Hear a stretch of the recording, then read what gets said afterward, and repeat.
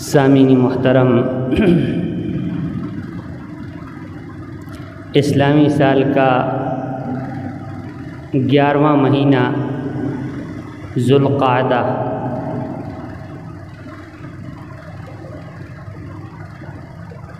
اس مہینے کو دین کے اعتبار سے یا اسلام کے اعتبار سے بہت اہمیت حاصل ہے۔ اس مہینے کو دو طرح کی اہمیت حاصل ہے، دو خصوصیتیں ہیں اس مہینے کی۔ ایک خصوصیت تو یہ ہے کہ یہ اشہر حج میں سے ہے۔ اشہر عربی کا لفظ ہے اور شہر کی جمع ہے، شہر مہینے کو کہتے ہیں۔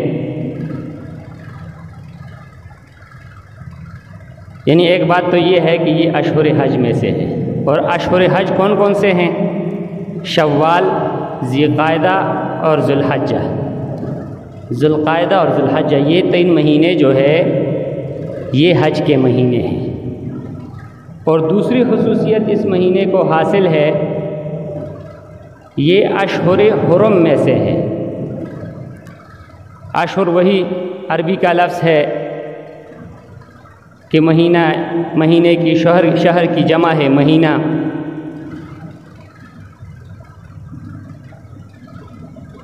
اور حرم جو ہے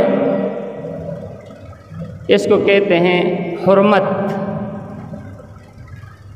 یعنی 4 ایسے ہیں، یہ 4 مہینے ذی القعدہ، ذی الحجہ اور آگے محرم، چوتھا مہینہ رجب المرجب، یہ 4 مہینے جو ہے یہ اشہر حرم میں سے۔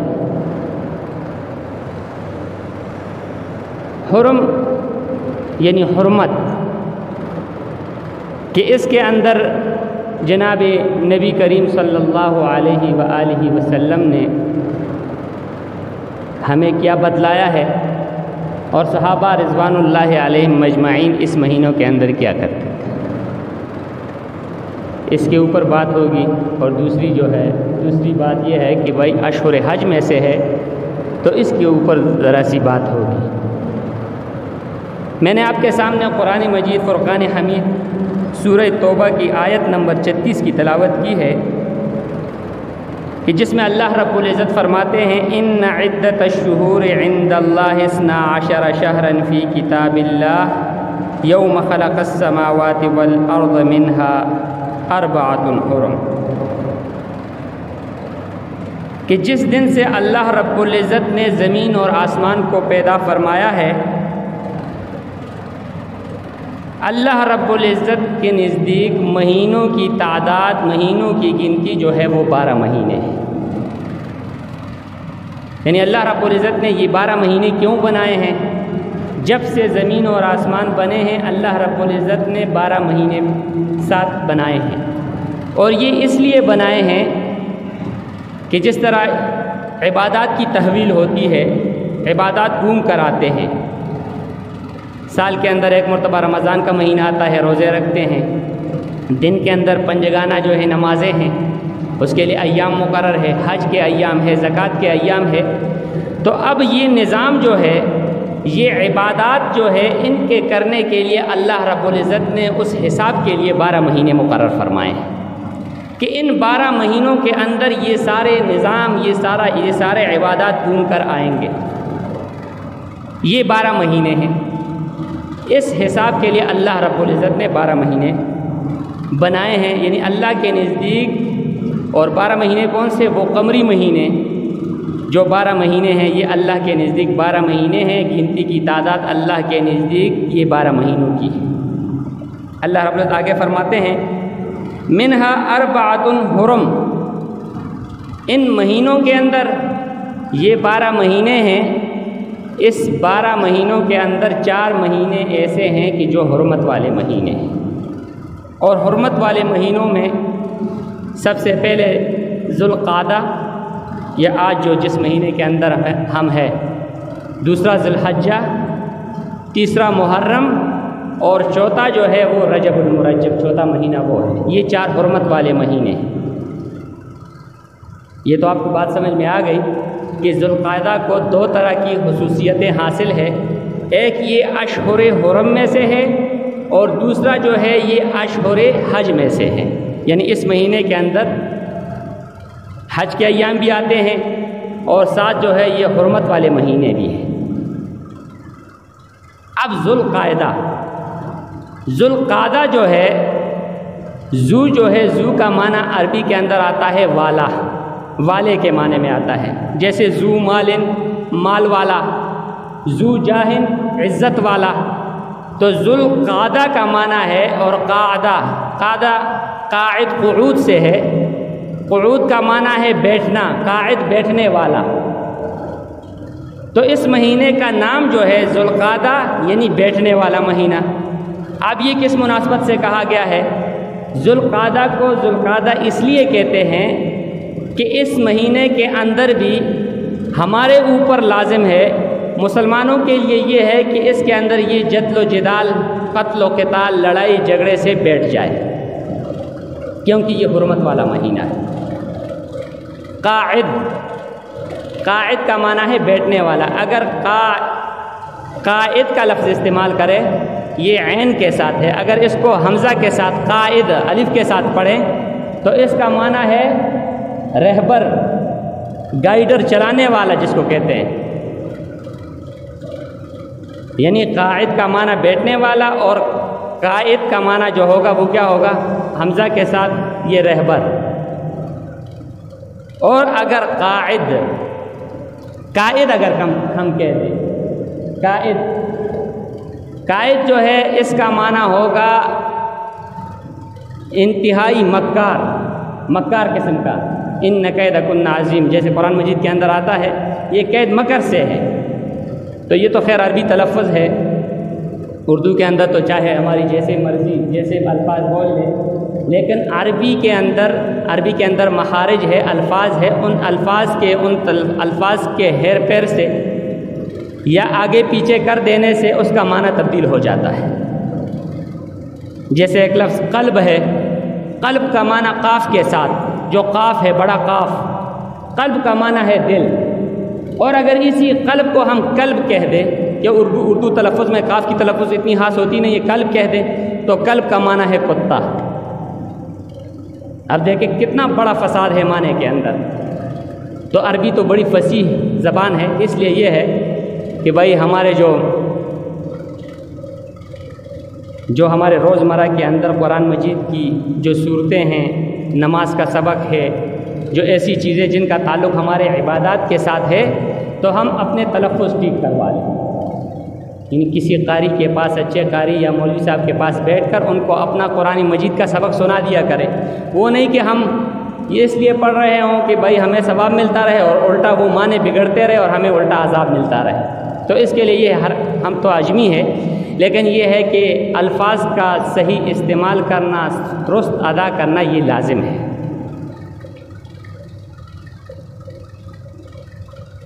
اب ذوالقعدہ حرمت کا مہینہ ہے، 4 مہینوں میں سے پہلے نمبر کا مہینہ یہ حرمت والا مہینہ ہے، اور اسی لیے اسے ذوالقعدہ کہتے ہیں کہ اس کے اندر بھی جدل و جدال مشرکین مکہ سے حضرت ابراہیم علیہ السلام کے وقت سے یہ چلا آ رہا ہے کہ ان 4 مہینوں کو ان کی تکریم کیا جاتا تھا، ان کو یہ کہا جاتا ہے کہ بھائی یہ حرمت والے مہینے ہیں، ان کے اندر اگر کوئی کسی کے باپ کا قاتل بھی اگر سامنے آ جاتا تھا تو اسے معاف کر دیتے تھے کہ بھائی یہ حرمت والے مہینے، اس کے اندر جد و جدال منع ہے۔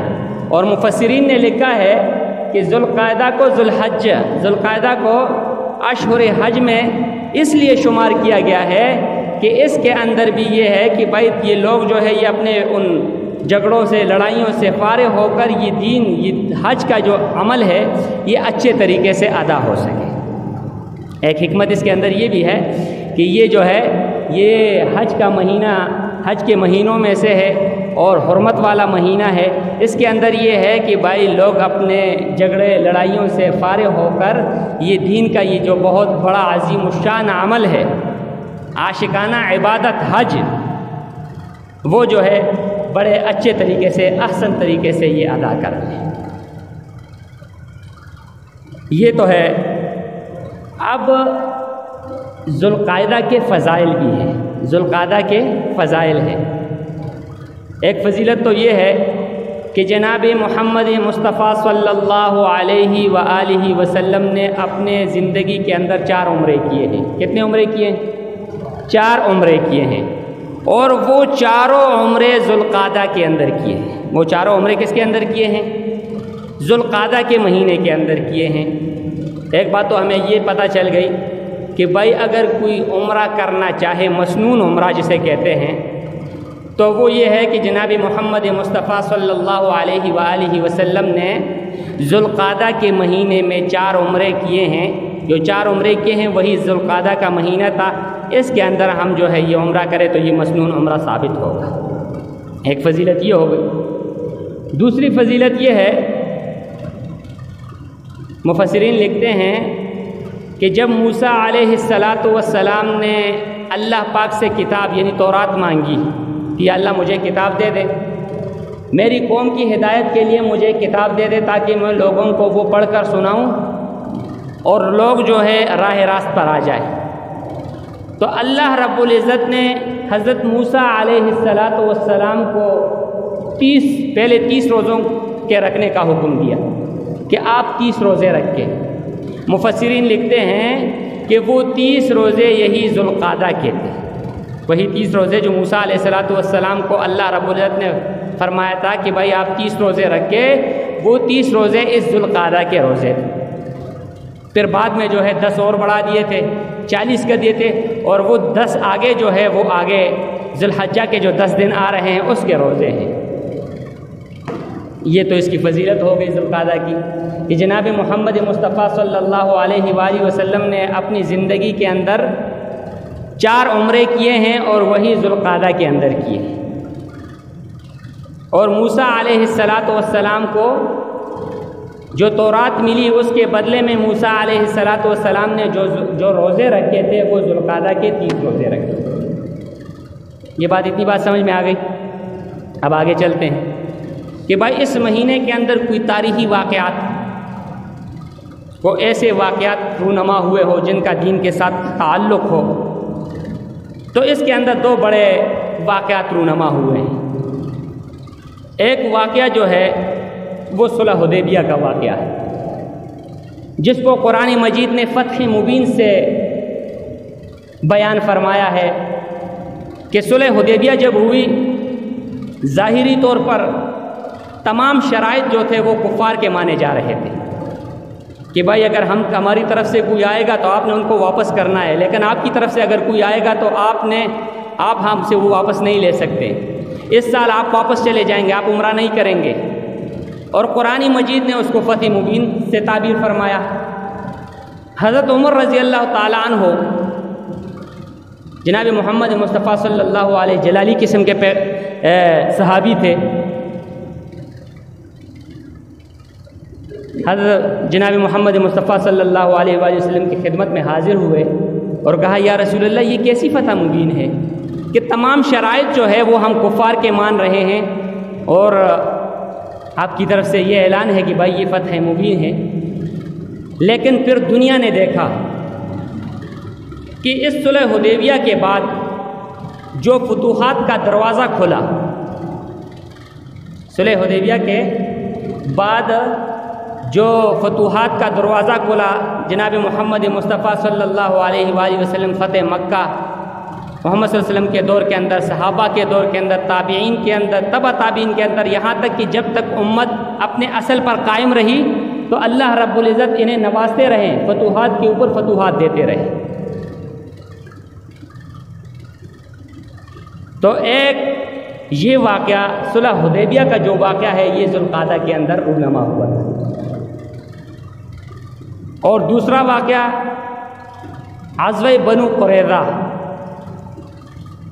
بنو قریظہ کے ساتھ جو لڑائی ہوئی تھی، یہ بھی تاریخ کے اندر ایک بہت بڑا واقعہ ہے کہ اس کے اندر جو مشرکین تھے، جو یہودی جو مشرکین تھے، جو منافقین تھے، یعنی جنہوں نے معاہدہ کر کے معاہدے کی پھر خلاف ورزی کی، پھر اللہ رب العزت نے جبرائیل امین کے ذریعے جناب محمد مصطفیٰ صلی اللہ علیہ وآلہ وسلم کو حکم دیا کہ آپ جائیں اور ان بنو قریظہ والوں کے ساتھ لڑائی کریں، کیونکہ انہوں نے خود جو معاہدہ کیا تھا اس کی خلاف ورزی کی تھی۔ اور یہ بنو قریظہ کا واقعہ کب پیش آیا تھا؟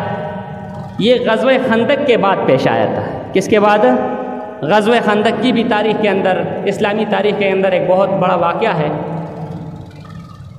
کہ صحابہ اکرام رضوان اللہ علیہم اجمعین نے خندقیں کھودی، ادھر سے مشرکین نے محاصرہ کر لیا تھا، پھر اللہ رب العزت نے ایک قسم کی آندھی اور طوفان لے آ کر ان کے وہ خیمے وغیرہ اکھڑ گئے، وہ انہوں نے محاصرہ توڑ دیا، وہ واپس چلے گئے۔